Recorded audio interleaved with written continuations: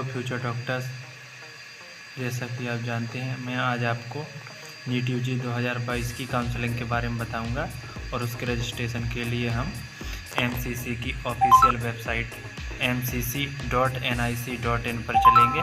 तो आप ये अपने क्रोम ब्राउज़र में टाइप कर लीजिएगा और इसके बाद इस पर क्लिक करना, एंटर करना, तो आप एमसीसी की ऑफिशियल वेबसाइट के अंदर लॉगिन हो जाएंगे।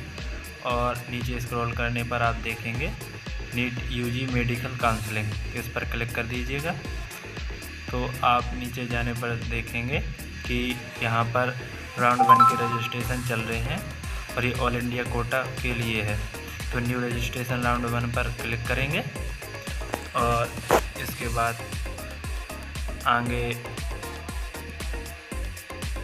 ये थोड़ी लोड हो रही है वेबसाइट, और इसके बाद आगे हम देखते हैं कि न्यू कैंडिडेट रजिस्ट्रेशन का ये जो टैब दिख रहा है इस पर क्लिक कर दीजिएगा। और जब इस पर आप क्लिक करेंगे तो न्यू कैंडिडेट रजिस्ट्रेशन का जो इन्फॉर्मेशन है वो खुल जाएगी। उसमें कुछ इन्फॉर्मेशन मांगेंगे तो आप फिल कर दीजिएगा। ये देखिए यहाँ पर इन्फॉर्मेशन मांगने से पहले कुछ टर्म एंड कंडीशन बता रहे हैं एमसीसी से ही, तो आप इन्हें एक बार खुद से भी पढ़ लीजिएगा। बाकी जो मेन है वो मैं आपको बता दे रहा हूँ। जैसे कि पासवर्ड एंड ओटीपी के बारे में कहा गया है कि आप ये किसी के साथ भी शेयर मत कीजिएगा, सिर्फ ये पर्सनल ही रखिएगा। और ये बताया गया कि पासवर्ड कितना होना चाहिए, कितने लेटर का, तो 8 से 13 कैरेक्टर लॉन्ग होना चाहिए, जिसमें से कि एक कैपिटल लेटर होना चाहिए अल्फ़ाबेट का और एक स्मॉल लेटर होना चाहिए कम से कम, और एक कम से कम वो होना चाहिए न्यूमेरिकल वैल्यू जैसे कि 1 2 3, और एटलीस्ट 1 स्पेशल कैरेक्टर होना चाहिए जैसे कि @ और इसके बाद आप ये पासवर्ड चेंज भी कर सकते हैं अगर चाहें तो। ये भी फैसिलिटी आपको प्रोवाइड की जाती है। आप ये सब कंडीशन पढ़ के अगर आप इससे एग्री हैं तो आई एग्री पर क्लिक कीजिएगा, तो आप आगे प्रोसीड करने को मिल जाएगा आपको। और इसके बाद ये देखिए न्यू कैंडिडेट रजिस्ट्रेशन के लिए जो डिटेल चाहिए थी वो यहाँ पर दिखाई जा रही है, जैसे कि नीट यूजी का रोल नंबर, तो जो भी आपका रोल नंबर हो वो फिल कर दीजिएगा। इसके बाद अपना एप्लीकेशन फॉर्म भरते समय जो भी एप्लीकेशन नंबर हो वो डाल दीजिएगा, अपना नेम, मदर का नेम और अपनी डेट ऑफ बर्थ यहाँ पर फिल कर दीजिएगा। और इसके बाद ये जो नीचे सिक्योरिटी पिन दिख रहा है, तो आपके में जो भी पिन दिख रहा है सिक्योरिटी पिन वो सेम टू सेम डाल दीजिएगा। और उसके बाद ये जो सबमिट का बटन है इस पर क्लिक कर दीजिएगा, आपका सक्सेसफुली रजिस्ट्रेशन हो जाएगा। आपका रजिस्ट्रेशन कंप्लीट होने के बाद अपना एप्लीकेशन फॉर्म खोल लेना।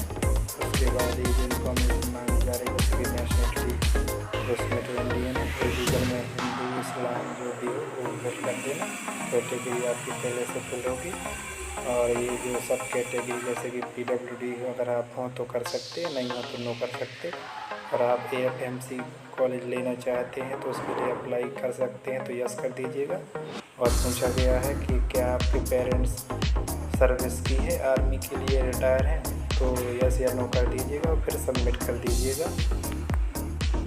और इसके बाद आगे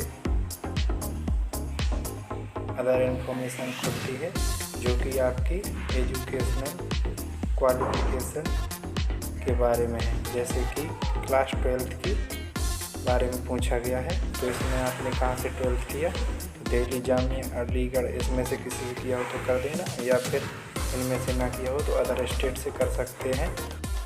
और फिर हमें 12th के जिस केमिस्ट्री बायो के सब्जेक्ट वाइज मार्क्स फिल कर देने हैं मार्कशीट से। और इसके बाद हम सेव एंड नेक्स्ट पर क्लिक करके आगे बढ़ जाएंगे। और इसके बाद हमारा अगला स्टेप होगा सेलेक्ट काउंसलिंग, कि हमें किस प्रकार की काउंसलिंग करवानी है। जैसे कि ऑल इंडिया कोटा से आप ऑल इंडिया कोटा टिक कर सकते हैं। अगर आप AFMC में जाना चाहते हैं तो ये पहले से ही ऑप्शन होगा, अगर आपने यस किया होगा तो, नो किया होगा तो ये नहीं दिखेगा। और अगर आप BSc नर्सिंग करना चाहते हैं तो उसे टिक कर सकते हैं। और डीम्ड यूनिवर्सिटी से अगर आप मेडिकल कॉलेज में जाना चाहते हैं तो इनकी फ़ीस थोड़ी हाई होती है, 2 लाख के समथिंग। और अगर आप ओपन सीट जैसे कि एम्स JPMR के थ्रू जाना चाहते हैं मेडिकल कॉलेज में तो आप इसे टिक कर सकते हैं। और फिर इनको टिक करने के बाद आप सेव एंड नेक्स्ट पर क्लिक करके आगे बढ़ जाइएगा। फिर आपको अगला स्टेप आ जाएगा कॉन्टैक्ट डिटेल। अगला स्टेप है कॉन्टैक्ट डिटेल। तो आपको कॉन्टैक्ट डिटेल में कॉरेस्पोंडेंस एड्रेस यानी कि प्रेजेंट एड्रेस और इसके बाद परमानेंट एड्रेस को फिल करना है। अगर आपका दोनों सेम है तो आप सेम कर सकते हैं और इसके बाद आपको फाइनल सबमिट के लिए आएगा। तो फाइनल सबमिट करने से पहले आपको जो भी आपने डिटेल भरी फिल की है पूरी डिटेल एक बार फिर से दिखाई जाएगी। तो आप इसे अच्छी तरह से चेक कर लें। ये मैंने अपनी इन्फॉर्मेशन हाइड कर दी है और आपको दिखाई जाएगी, तो आप अपने अनुसार उसको चेक कर लें, वेरीफाई करें और फिर फाइनल सबमिट कर दें, क्योंकि उसके बाद फिर एडिट नहीं कर सकते, इसलिए अच्छे से चेक करना। और उसके बाद फ़ी का पेमेंट करना पड़ता है और फ़ी पेमेंट और चॉइस फिलिंग मैं अगली वीडियो में बताऊंगा।